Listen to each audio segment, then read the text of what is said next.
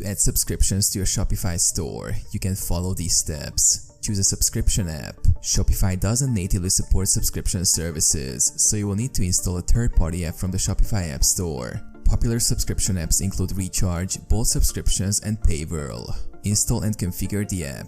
Install your chosen subscription app and follow the setup instructions provided by the app developer. This typically involves connecting the app to your Shopify store and configuring subscription options such as billing frequency, subscription types, and pricing. Create subscription products. Once the app is installed and configured, you can create subscription products in your Shopify admin panel. These products will be specifically set up to offer recurring billing options. Customize subscription settings. Adjust the subscription settings within the app to align with your business model and customer preferences.